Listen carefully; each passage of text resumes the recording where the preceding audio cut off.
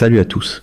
Mark Carney vient de confronter Donald Trump en face à face, pas lors d'une conférence de presse après coup, pas à travers un communiqué préparé depuis une autre salle, pas par des canaux diplomatiques ou des discours parlementaires ou des politiques de représailles annoncées à 3000 km de distance.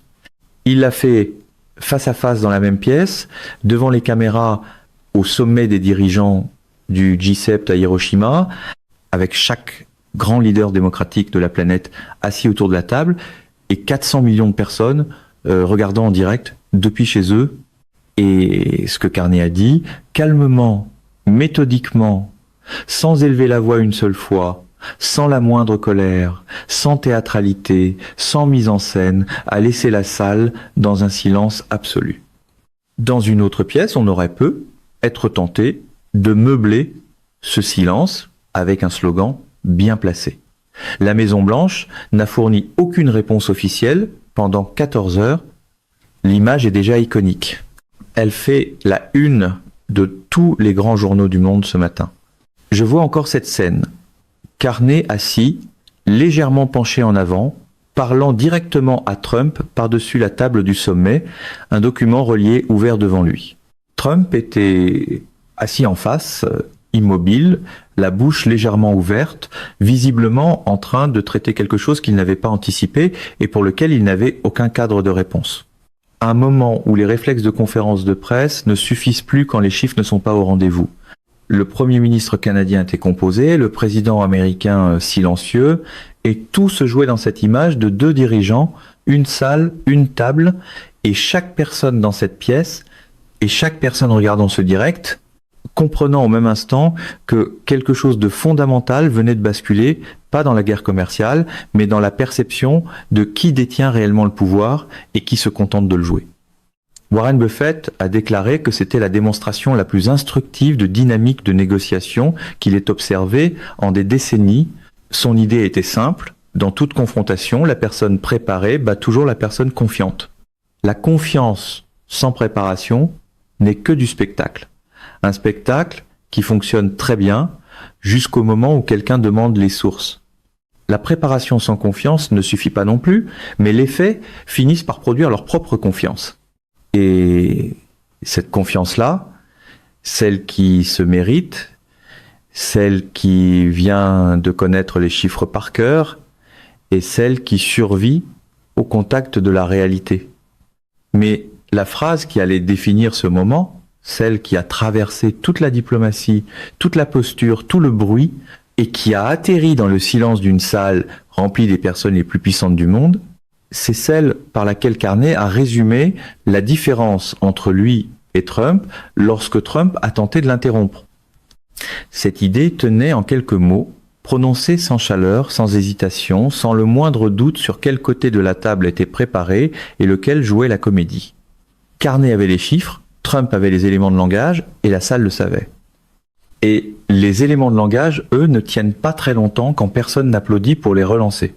Dès qu'on comprend comment cette réunion était censée se dérouler, ce que Trump s'attendait à voir se produire, ce que Carney a réellement fait avec les 90 minutes qu'on lui avait accordées, pourquoi la Maison-Blanche n'a pas pu répondre pendant 14 heures, et ce que Buffett a dit sur le principe qui sous-tend tout cela, on comprend que ce n'était pas simplement une confrontation diplomatique. C'était le moment où le monde a vu en temps réel la différence entre le pouvoir et la préparation. Et il a appris lequel des deux gagne. Le contexte compte, parce que ce qui était censé se passer dans cette salle compte, justement parce que c'est l'exact opposé de ce qui s'est réellement passé. Le sommet du G7 à Hiroshima avait été programmé des mois à l'avance comme une réunion de routine des dirigeants axée sur la coordination économique mondiale et la sécurité. Mais au moment où le sommet s'est réuni, la crise États-Unis-Canada avait absorbé chaque autre point de l'ordre du jour.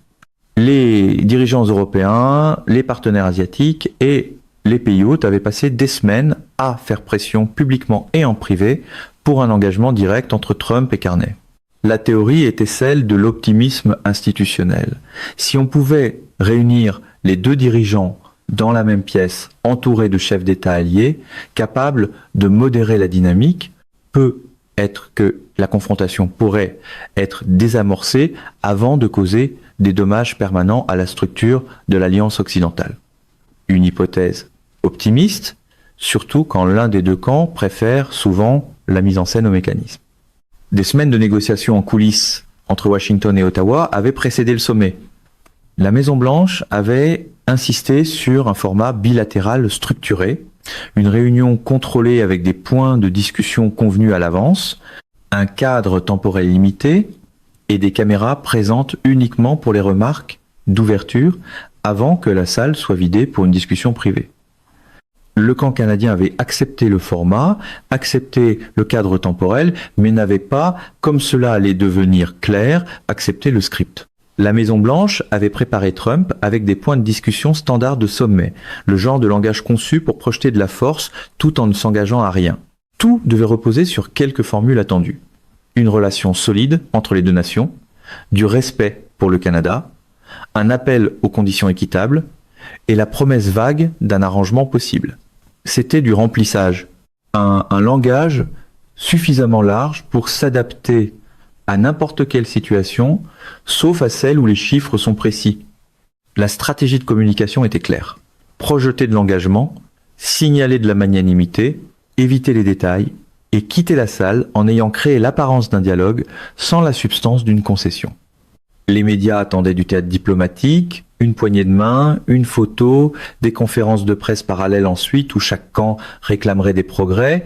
C'est ce que produisent les bilatéraux du XEPT. C'est ce que le format est conçu pour produire.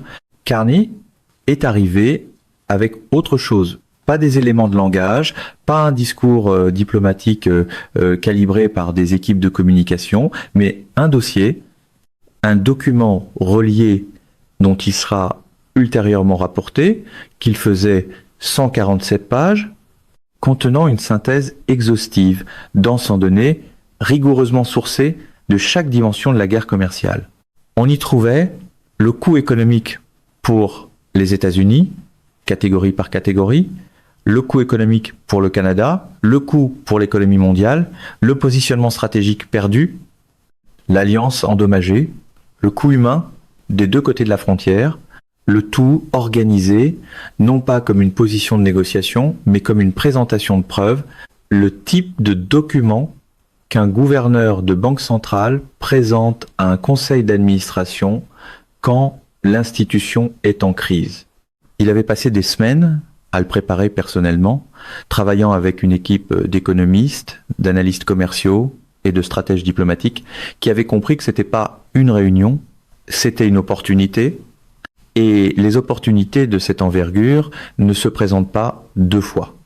Contrairement aux phrases toutes faites, qu'on peut répéter indéfiniment sans jamais les tester. La salle était disposée dans le format bilatéral standard du G7. Une table rectangulaire, Trump et Carney étaient assis face à face au centre, leurs délégations respectives à leur côté, des drapeaux derrière chaque dirigeant, des caméras de presse positionnées à l'extrémité de la salle pour les remarques d'ouverture. Les autres dirigeants du G7, France, Allemagne, Royaume-Uni, Italie, Japon, le président de l'Union européenne n'était pas à la table bilatérale, mais surveillait le flux depuis une salle de conférence adjacente où la sortie de la caméra en direct était affichée sur des écrans. Le corps de presse, plus de 300 journalistes de tous les grands médias internationaux regardaient le même flux depuis le centre média, un étage en dessous. La pièce était chaude, l'éclairage vif et uniforme, conçu pour les caméras. Des membres du personnel des deux délégations longeaient les murs derrière leurs dirigeants respectifs. L'atmosphère était tendue à la manière dont toutes les rencontres diplomatiques à enjeu élevé sont tendues, la formalité contrôlée de personnes qui comprennent que les petits gestes ont un poids énorme. Carney était déjà assis quand Trump est entré.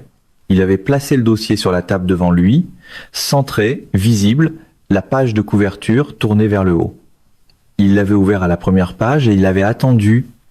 Trump a parlé en premier et durant les 90 premières secondes, c'était exactement ce que la Maison-Blanche avait préparé. Il a prononcé son ouverture avec l'aisance d'un homme qui a donné un 0000 discours et comprend instinctivement comment remplir une salle. Tout était large, chaleureux, confiant.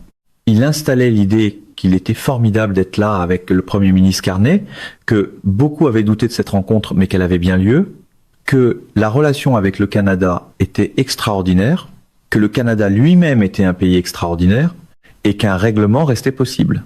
Il revenait sans cesse à la même promesse vague d'équité pour le travailleur américain comme pour le travailleur canadien, et à l'idée que Marc et lui pourraient trouver cette équité ensemble. Il gesticulait généreusement en parlant, s'adressant aux caméras autant qu'à Carney, jouant le rôle du dirigeant magnanime, offrant généreusement à la nation plus petite une place à sa table. Son langage corporel était détendu, expansif. C'était la posture de quelqu'un qui croit contrôler la salle simplement en y étant. Le personnel, le long des murs, approuvait de la tête, le format tenait, le script fonctionnait. Un script parfaitement rodé, tant qu'aucun document ne vient demander des comptes. Puis le coordinateur de presse de la Maison-Blanche a signalé aux opérateurs de caméra de se préparer à partir. Les remarques d'ouverture se terminaient et les caméras étaient censées partir. Et pourtant, Carney a répondu, et en 15 secondes, chaque personne dans la salle a compris que les caméras ne partiraient pas. Il n'a pas égalé la chaleur de Trump. Il n'a pas souri, il n'a pas offert de politesse réciproque, ni reconnu la relation extraordinaire, ni joué le jeu diplomatique de prétendre que les 2 dernières années ne s'étaient pas produites. Il a regardé directement Trump. Pas les caméras, pas les délégations le long des murs, pas un point à mi-distance conçu pour projeter de la stature d'homme d'État. Il s'est adressé à Trump sur un registre que la salle ne lui avait jamais entendu dans un cadre diplomatique. Calme, mesuré, complètement dépourvu de mise en scène. Son intention était claire. Il disait apprécier l'occasion de s'exprimer directement, mais il n'allait pas l'utiliser pour des politesses. Il allait l'utiliser pour des faits, parce que cette conversation avait besoin de faits depuis 2 ans, et parce que ces faits, il les avait apportés. Une approche moins spectaculaire, mais nettement plus difficile à contester en direct. Il a posé sa main sur le dossier, la salle a basculé, les membres du personnel le long des murs ont échangé des regards. Le coordinateur de presse s'est figé à mi-signal. L'opérateur de caméra est resté, et puis Carney a commencé. Il a parlé pendant 22 minutes sans interruption. 22 minutes de données présentées avec la précision clinique de quelqu'un qui a passé une carrière, à présenter à des conseils de banque centrale et à des comités ministériels des finances. Le genre de salle où la performance ne vaut rien et où les chiffres sont tout. Il a commencé par le coût économique pour les États-Unis, pas de la rhétorique, des chiffres. Le coût net de la guerre tarifaire pour le produit intérieur brut américain représentait, selon lui, une réduction cumulée de 1,7% sur 22 mois, soit environ 460 milliards de dollars de production économique perdue. Il a détaillé le coût des suspensions énergétiques pour les États frontaliers américains, 3 milliards en approvisionnement d'urgence, stabilisation du réseau électrique et perturbations économiques dans les 90 premiers jours seulement. Il a détaillé le coût des pertes de contrats de défense pour les entreprises américaines, 480 milliards d'euros de marché européen perdus sur 15 ans, avec 97 milliards de pertes immédiates de capitalisation boursière dans le secteur de la défense. Il a détaillé le coût projeté du couloir de Halifax pour les ports de la côte est américaine, 38 à 44 milliards de revenus d'expédition annuels détournés. Il a détaillé le coût de la diversification agricole pour les transformateurs alimentaires et les consommateurs américains. 12 milliards dans les 6 premiers mois. Il a détaillé le coût des tarifs sur la potasse pour les agriculteurs américains, une augmentation de 43% des coûts d'engrais en période de plantation, des réductions de rendement projetées de 15 à 25% et un gain de 3-6 milliards pour l'industrie canadienne qu'il était censé punir. Des chiffres qui ont l'avantage de ne pas changer selon l'audience. Chaque chiffre cité, chaque source identifiée, chaque page du dossier tournée avec la délibération d'un homme qui sait que le document fait le travail et que le silence entre les chiffres fait le reste. Puis, il est passé au coup pour le Canada. Il ne l'a pas caché. Il parlait d'un impact sur le produit intérieur brut canadien qui était négatif, mesurable, douloureux, de perte d'emploi dans les secteurs touchés, réels, documentés, reconnus, de communautés perturbées, d'une industrie restructurée, de familles qui avaient porté le coup d'une confrontation qu'elles n'avaient pas choisie. Il a énoncé les pertes du Canada avec la même précision qu'il avait énoncé celle de l'Amérique, parce que l'honnêteté rendait la comparaison irréfutable. Le Canada avait payé un prix. La seule question était de savoir si ce prix en avait valu la peine. Et puis, il a présenté la réponse. La diversification commerciale du Canada sur 23 nouveaux marchés, l'accord de souveraineté arctique signé par 23 nations, le partenariat de défense européen, le couloir commercial de Halifax, le portefeuille d'exportation agricole, générant désormais des revenus plus élevés avec de meilleures marges que le marché américain n'en avait jamais fourni. Chaque gain était listé contre les pertes, le bilan équilibré. La conclusion était incontournable, le Canada était sorti de la guerre commerciale structurellement plus fort qu'il ne l'avait entamée. Les États-Unis, non. Puis il est passé au coût pour le monde, contraction du commerce mondial, fragmentation des chaînes d'approvisionnement, confiance des alliés dans le partenariat américain, à son niveau mesuré le plus bas depuis la fin de la Seconde Guerre mondiale. Les institutions internationales avaient été sapées. Des cadres multilatéraux avaient été construits spécifiquement pour contourner l'action unilatérale américaine. Les projections du Fonds monétaire international et les évaluations de la Banque mondiale étaient citées mot pour mot, avec numéro de page référencé, et la piste de données était visible pour quiconque voulait vérifier. Un niveau de détail qui laisse peu de place aux slogans improvisés. Puis Trump a interrompu. Il s'est penché en avant, a agité la main, ce geste instinctif d'un homme qui domine les salles en les remplissant de sa voix. Il voulait contester les chiffres, affirmer qu'on avait entendu beaucoup de chiffres, que les chiffres de son camp étaient très différents et qu'il fallait regarder ce que son administration avait fait. Une tentative familière de reprendre le contrôle du récit, même sans les données pour l'appuyer. Mais Carney a cessé de parler. Il n'a pas parlé par-dessus Trump. Il n'a pas élevé la voix. Il ne s'est pas penché en avant, n'a pas gestulé, n'a montré aucune réaction visible. Il a posé son stylo sur le dossier et il a attendu avec la patience d'un homme qui a tout son temps, avec le calme de quelqu'un qui comprend que le silence dans une salle pleine de gens puissants est le son le plus inconfortable qui soit. La phrase de Trump ne s'est pas terminée. Son élan s'est dissipé dans le silence que Carney avait créé et que Trump ne pouvait pas remplir avec quoi que ce soit de substantiel parce qu'il n'avait pas les données pour le faire. Il avait des éléments de langage. Et les éléments de langage ne sont pas conçus pour ça. Ils sont conçus pour les conférences de presse et les meetings et les entrevues amicales, des environnements où le locuteur contrôle la parole. Ils sont pas conçus pour une salle où l'autre personne a 147 pages d'analyse sourcée et le calme d'attendre à travers n'importe quelle interruption jusqu'à ce que le silence devienne l'argument. Un terrain où les habitudes médiatiques perdent rapidement leur efficacité. Le silence a tenu pendant 4 secondes.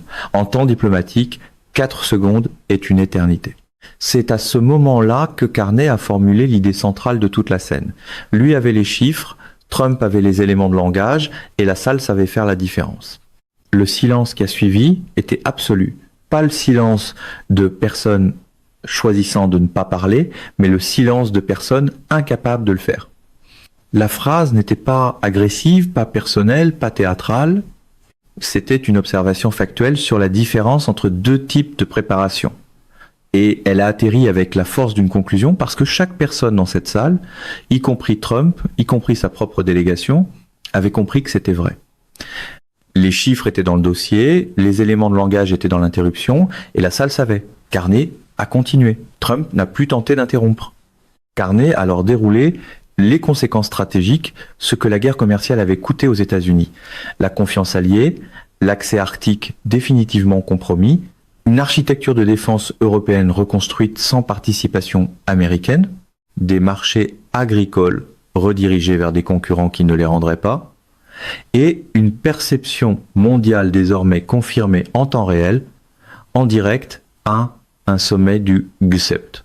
que la puissance américaine s'était détachée de la compétence américaine, une distinction difficile à masquer quand elle est exposée publiquement et en direct. Chaque point était livré, non pas comme une accusation, mais comme un constat d'audit.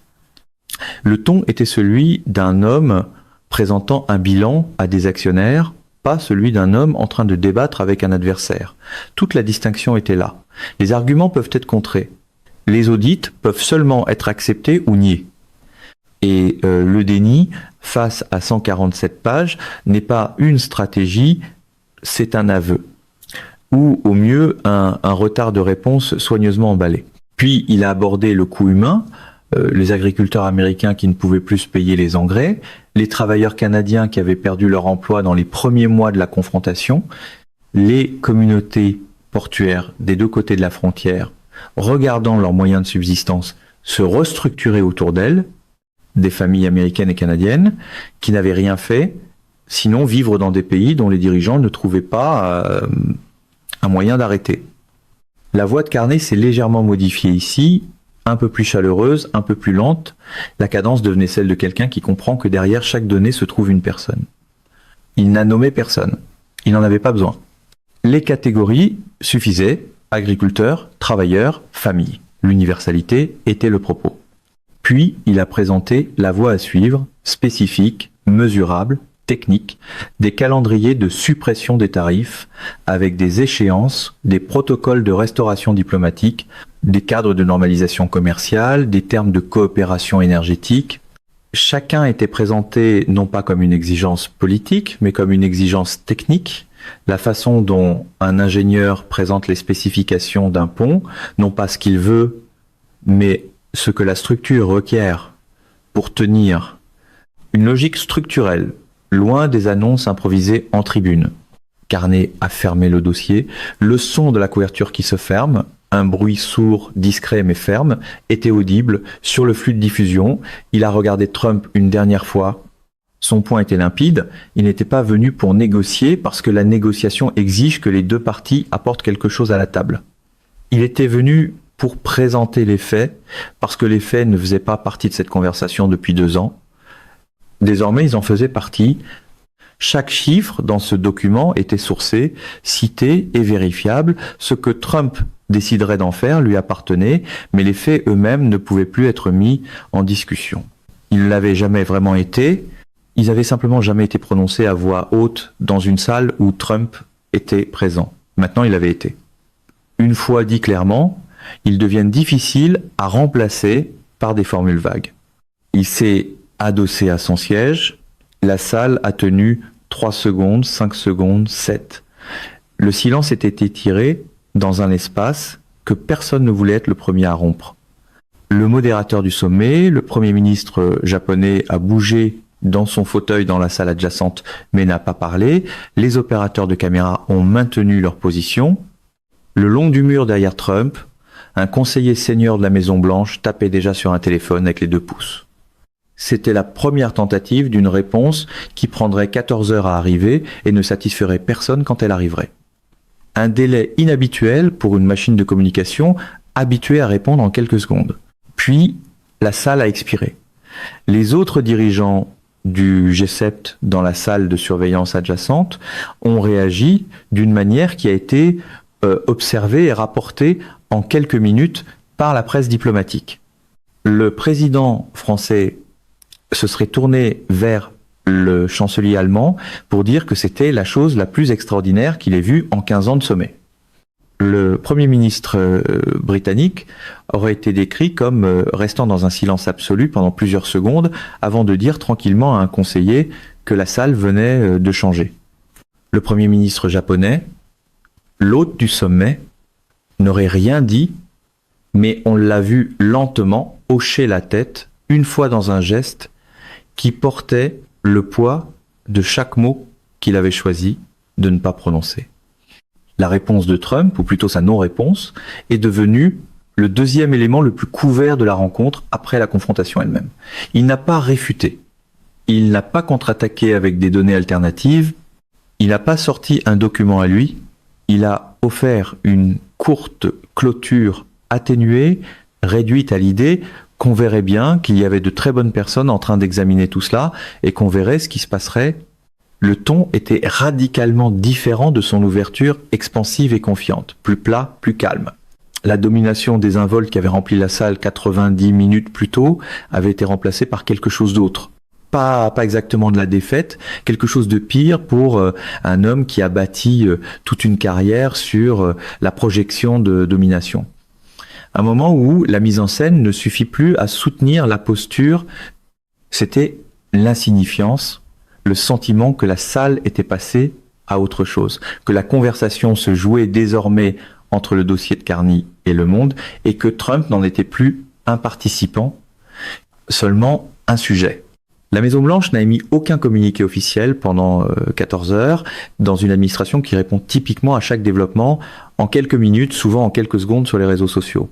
Le silence lui-même fut la réponse la plus analysée de la journée. Quand le communiqué est finalement arrivé, il disait en substance que le président Trump avait eu une réunion productive avec le Premier ministre Carney et qu'il se réjouissait de la poursuite des discussions sur les questions commerciales et économiques. C'était 17 mots de remplissage qui ne traitaient rien de ce que Carney avait dit, ne faisaient référence à aucune des données présentées et ne reconnaissaient aucun élément de ce que le monde entier venait de regarder. Une formulation suffisamment vague pour ne contredire personne, mais surtout pour ne répondre à rien. Warren Buffett avait raison. La personne préparée bat toujours la personne confiante. Ce qui s'est passé dans cette salle à Hiroshima n'était pas une victoire diplomatique ordinaire. C'était une démonstration